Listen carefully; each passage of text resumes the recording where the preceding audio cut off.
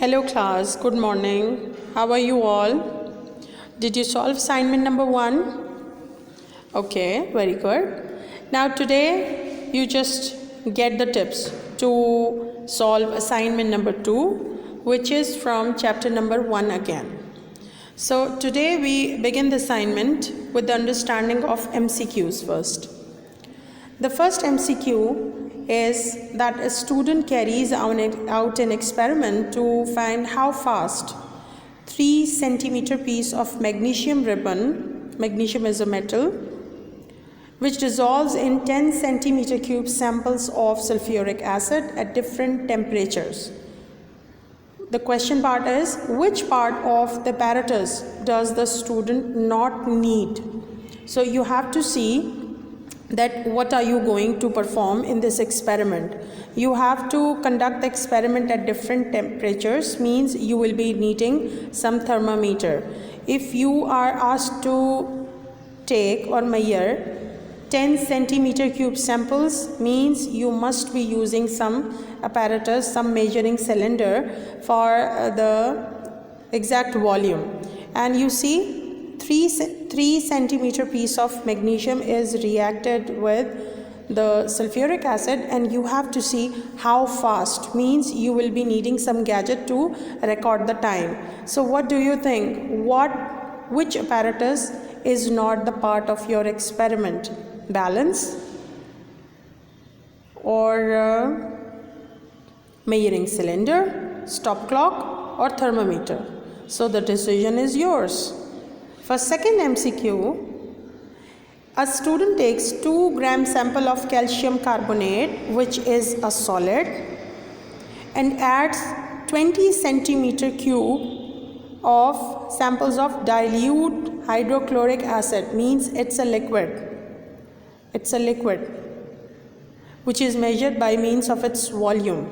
Okay, and at different temperature, again there must be some thermometer involvement, and she measures how long does it take for the effervescence. Effervescence means rising bubbles to stop, means she needs to have some clock in her hand.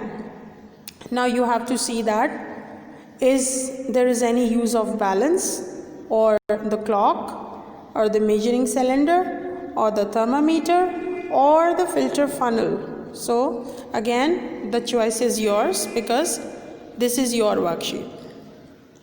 For MCQ number 3, a student is asked to measure the time taken for 4.00 gram of magnesium carbonate, again a solid, to react completely with 25.0 centimeter cube in excess of dilute hydrochloric acid. The question part is, which pieces of apparatus does not student need? So you have to see what are the intentions, how he is going to handle its experiment. You decide it yourself from the given options.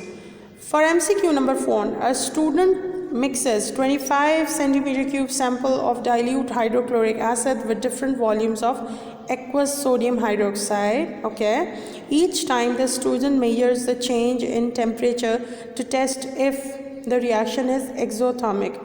Which pieces of apparatus is not used here? So you see how he is going to use or perform this test with the usage of apparatus. For MCQ number 5, in an experiment, a student needs to measure out 36.50 centimeter cube, that perhaps the volume of the solution. Which piece of apparatus would measure this volume most accurately? Have you seen all these apparatuses? Beaker, burette, measuring cylinder and pipette. So out of these 4 apparatuses, which apparatus gives you the most accurate volume of a liquid?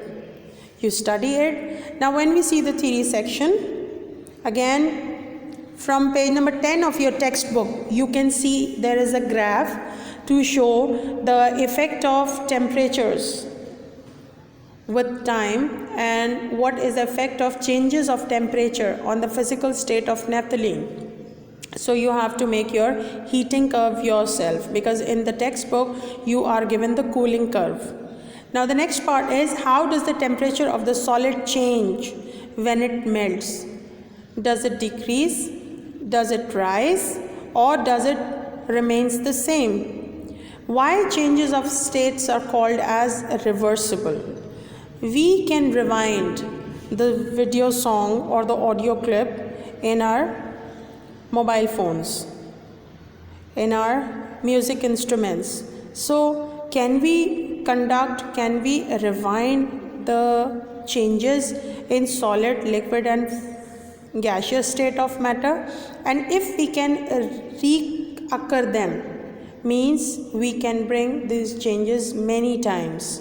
So think about it before writing the answer. The next part is discuss the kinetic energy of the particles in solid, liquid and gaseous state. So you must have learnt the asked question from the textbook and from the video which I sent you last week. And the question is, what is the role of intermolecular forces of attraction on these physical states and on the boiling points of liquids? So you see, you compare the two liquids and their boiling points and you see what types of forces are found in them. You will find your answer that if the forces of attraction or binding forces are stronger, then a liquid takes more energy, more heat energy, or high temperature is required to convert the liquid phase into its gaseous phase. And reverse is the case for the liquids when intermolecular or binding forces are relatively weaker.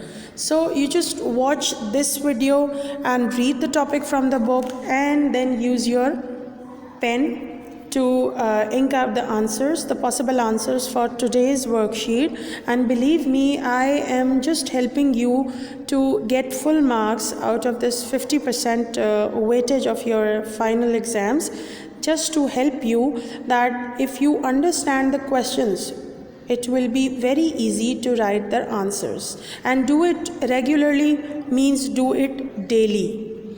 Okay class, wish you a healthy and safer day at your homes, and I expect that you will be doing this work on time. Thank you, God bless you and take care.